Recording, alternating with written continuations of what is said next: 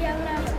Se da inicio al arte rupestre como forma de comunicación a través de balbuceos.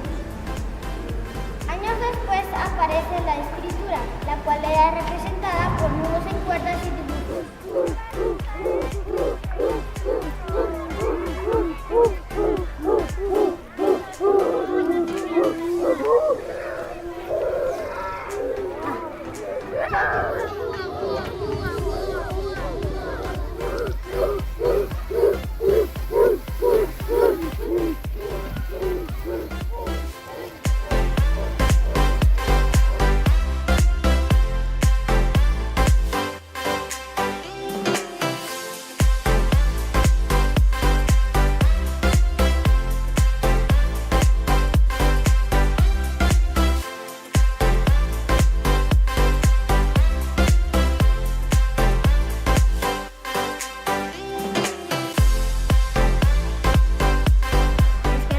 Egipcios fueron un sistema de escritura inventado por los antiguos egipcios. Fue utilizado desde la época predinástica hasta el siglo IV. Los egipcios usaron tres tipos diferentes de escritura básica: jeroglífica, erática y demócrata. Esta última se corresponde hasta el periodo tardío de Egipto. La escritura romana se conoce a través de inscripciones y patios. Los primeros caracteres trazados sobre piedra, metal, terracota y tablillas de cera se ejecutaban mediante cincel, pincel o pluma. La escritura capital romana es regular. Las letras se trazaban en varias fases y cada una requería una o más. La literatura caballeresca es un género narrativo donde aparecen caballeros como yo, doncellas, monstruos, hechiceros. Aquí se viven las luchas en las batallas. La literatura caballeresca es una colección de poemas sobre los caballeros medievales donde se enfrentan a batallas y aventuras, con el fin de alcanzar la perfección moral, la fama o el amor de nada más como ellos. Amadís de Gaula es una obra de literatura medieval más famosa de libros de caballería. Esta historia narra de cómo Amadís fue arrojado al mar en un recipiente de madera. Es un simpático caballero quien vivirá infinidad de aventuras por liberarme de un secuestro que me hicieron. Soy la princesa Oriana.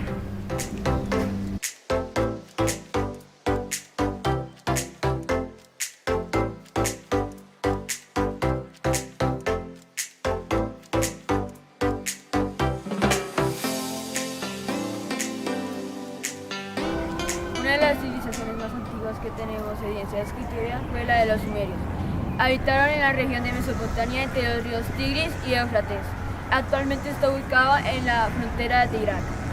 La primera evidencia de escritura de los sumerios fue una tablilla de piedra caliza en la ciudad de Kish, en el año 3500 a.C., donde contenía varios pictogramas como una cabeza, una mano y un pie.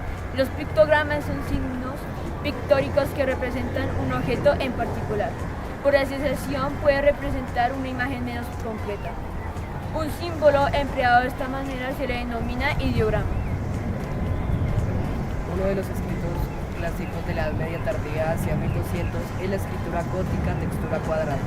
Fue utilizada en libros religiosos por más de 300 años y se caracteriza por la forma cuadrada de la letra y por el tejido de las páginas.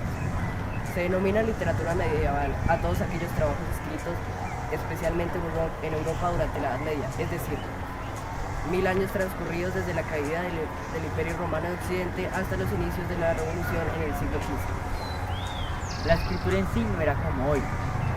Se le distingue de la moderna con el nombre de paleografía, que es el nombre que se le da para entenderla y leerla, que no era fácil. Hay que pensar en estos trazos, como trazos antiguos que podrían ser interpretados como letras dibujadas, surgidas de la tradición de los copistas medievales, desarrolladas en el siglo XVI, consideradas como un arte, y se partieron desde los monasterios y cortes. Ahí nació su origen.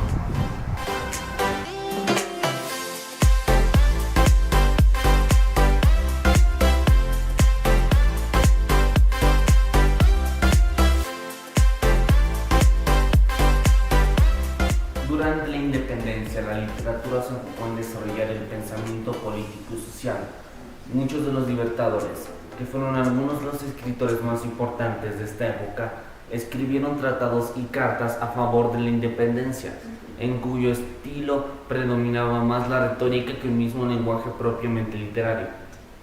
Algunas de sus principales características fueron las siguientes. Primero, exponer los desarrollos a nivel científico y filosófico que no se veía desde la literatura colonial, que se enfocó más que todo en la vocación eclesiástica.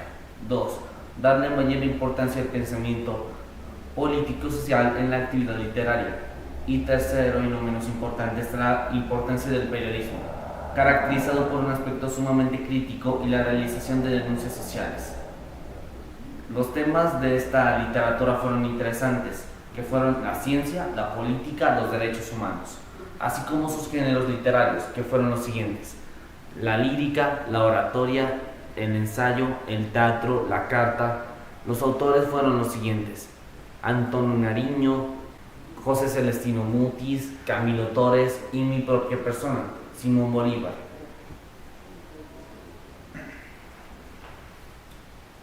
Querido lector, a menudo se piensa que el boom latinoamericano fue una corriente o un movimiento, pero esto no es del todo cierto, puesto que se trata de un fenómeno explosivo literario que se desarrolló en la década de 1960 a 1970, cuando diferentes autores jóvenes latinoamericanos se dedicaron a escribir novelas y cuentos. Es difícil encontrar una definición de ese suceso sin precedentes, aunque sí podría describirse, siendo caracterizado por el auge de la producción editorial y el masivo consumo literario del momento. El boom que evoca una imagen bélica, dado su contexto histórico-social, ya que en esta época se estaba presentando la Guerra Fría, una guerra de tensiones entre Estados Unidos y la Unión Soviética. Hace referencia al vertiginoso aumento de ventas que en Barcelona fue causa de un gran beneficio editorial, tal como Mario Vargas Llosa dijo en 1971. Estas jóvenes proezas, que más adelante recibieron un alto reconocimiento mundial, más que todo por Europa y sobre todo en España, eran conscientes de su tiempo, coincidiendo el inicio del fenómeno con la Revolución Cubana en 1959. Influenciados por esta lucha y estando la mayoría exiliados por Europa, beben de las tradiciones revolucionarias y tendencias socialistas del momento, por lo que los relatos manifiestan una fuerte predisposición revolucionaria. Fueron revolucionarios e innovadores, tanto con los temas de carácter político como con el estilo y la forma narrativa. Rompieron con la literatura anterior, enmarcando este gran legado literario en algo típicamente de América Latina. Historia y literatura van de la mano, lo que deriva en ese gran fenómeno que continúa fascinando a cualquier lector. La narrativa del boom se caracteriza por experimentar con temas sociales y políticos que resultaban para aquella época controversiales. Algunos de los exponentes más reconocidos de este periodo son Mario Vargas Llosa, Gabriel García Márquez y Julio Cortázar. Bueno, supongo que me tocará hablar de la literatura contemporánea. Muy bien, empecemos. La literatura contemporánea muestra una nueva visión del mundo, mostrando el quiebre entre las costumbres y las tradiciones. Principalmente surgen nuevos géneros literarios que se destacan por su nuevo tipo de escritura y juegan con los límites entre la realidad y la ficción. Y aparte de eso, cito, las obras contemporáneas además representan el mundo interior de los personajes, su consciente y su inconsciente. En la literatura contemporánea no se hace eso de seguir un orden lineal en el texto. Perfectamente se puede romper el orden cronológico, haciendo que una historia empiece desde el final, después siga a contar cosas del pasado, y desde el final termine contando algo completamente diferente. Irónicamente, a diferencia de los textos narrativos, la literatura contemporánea lo que hace es que no tiene un narrador omnisciente. Se pueden ver muchos tipos de vista en la lectura. Eso hace que el lector pueda estar más atento a la lectura. Y también tengo que resaltar algo muy importante de la lectura contemporánea, siendo que siempre los escritores van a estar criticando la realidad en la que viven.